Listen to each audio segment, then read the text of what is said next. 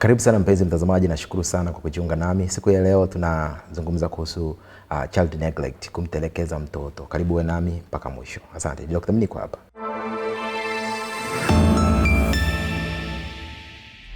Kumtelekeza mtoto ni aina ya unyanyasaji wa mtoto unaotokea mtu anapoamua kwa makusudi kabisa kutompatia mtoto chakula, maji, malazi, nguo, matibabu au mahitaji mengine. Unaweza kuwa umemtelekeza mwanao japokuwa unaishi naye. Unaweza kuwa haumjali mtoto hata kama unampatia chakula na mavazi. Kumjali mtoto kuna maanisha kumjali kimwili na kiakili pia. Vyote hivi ni muhimu. Kwa kutojali au kumtelekeza mtoto kuna sura mbalimbali.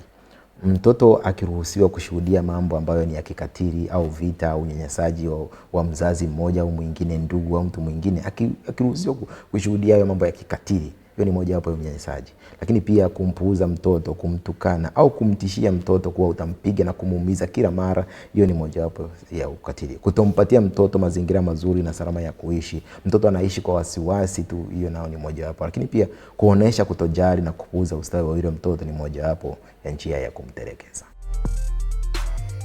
Mtoto ambaye anakuwa ametelekezwa au kutokujaliwa, mtoto huyu anapata matatizo au ugumu kujifunza anapokuwa shuleni. Mtoto huyu anakuwa hali chakula vizuri, kwa sababu hii utakuta amekonda kweli kweli na hata uzito wake unashindwa kuongezeka.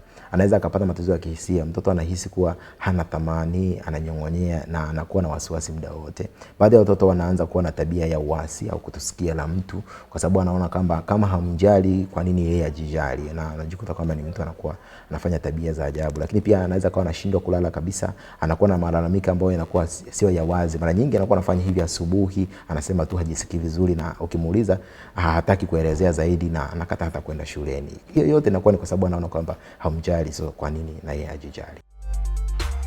Yapo mambo ambayo yanaweza kaongeza uwezekano wa mtoto kutelekezwa. Hasa ni magonjwa ya akili kwa mtoto mwenyewe au kwa mzazi. Mzazi akiona mtoto ambaye ana ugonjwa wa akili, inaweza ikawa ngumu sana kumhudumia mtoto wa aina hiyo, na wakati mwingine mzazi kama ana ugonjwa wa akili inaweza ikawa umaskini ni sababu nyingine. Msongo wa mawazo katika familia unaweza kutokana na matatizo ya kimahusiano, baba na mama wanakuwa na migogoro, kwa hiyo inajikuta mtoto anatelekezwa. Lakini pia matumizi ya madawa ya kulevya ambayo yamepitiliza na pombe kwa wazazi ni moja ya mambo yanaongeza mtoto kupata kutelekezwa au kutokujaliwa. Ni vizuri kumpeleka mtoto kwa mtoa huduma wa afya kama mtoto ana mabadiliko kwenye mwili yasiyoelezeka, yanayotia mashaka na yasiyo na sababu inayokubalika. Kwa mfano kama majeraha, kupungua uzito au uchovu uliopitiliza anapokuwa shuleni au anapokuwa katika maeneo ya ibada. Lakini pia unaweza kumpeleka hospitali kama ana mabadiliko makubwa ya tabia ambayo unaona hayaelezeki. Kama ukihisi mtoto ananyanyaswa au ametelekezwa, ni wajibu wa kila mwanajamii kuitaarifu mamlaka. Kwa hiyo watoto ambao wametelekezwa au kudhulumiwa haki zao za kiwa watoto wanakuwa kwenye hatari kubwa ya kutelekeza watoto wao wanapokuwa watu wazima. Jinsi unavyomlea huyo mtoto, kama umemtelekeza, unaweza kuwa mkubwa, anapokuwa mkubwa na yeye atatelekeza watoto wake. Kwa hiyo ni muhimu sana ili swala lishughulikiwe mapema.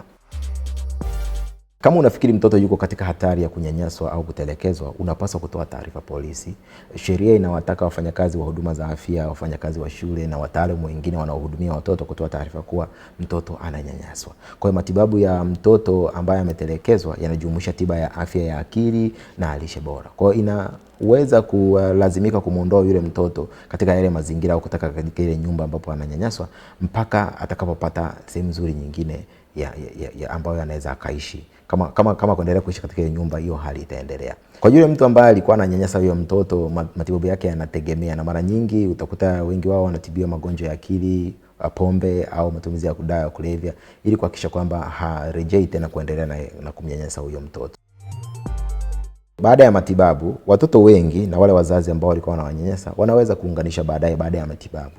Matokeo ya muda mrefu yanategemea kama huyo mtoto alinyanyaswa kwa kiasi gani, na manyanyaso hayo yalikuwa makali kiasi gani, lakini pia yalifanyika kwa muda gani. Kwa hiyo manyanyaso hayo, mafanikio ya tiba yanategemea sana hayo mambo, lakini pia na mafanikio ya ile tiba ambayo ametolewa. Kama mtoto amewahishwa mapema, ametambulika mapema kwamba ananyanyaswa, akapewa matibabu mapema, kuna uwezekano kama matokeo yakawa mazuri zaidi. Ili kuzuia watoto wasinyanyaswe, ni vizuri kuanzisha programu za kijamii ili kutoa elimu kwa jamii yenyewe, kuangalia ustawi wa watoto, na ikiwezekana ili kama kuna unyanyasaji unatokea, wautambue mapema na watoe taarifa mapema. Zipo pia programu za shule ambazo zinaweza zikaanzishwa za ulezi, za mawasiliano, ili angalau walimu nao waweze kuitambua hili mapema. Kiwezekana kutoa semina kwa wazazi wa shule, nini maana ya kutelekeza mtoto na namna ya kuliepuka hilo, ili haya mambo yasiendelee kutokea.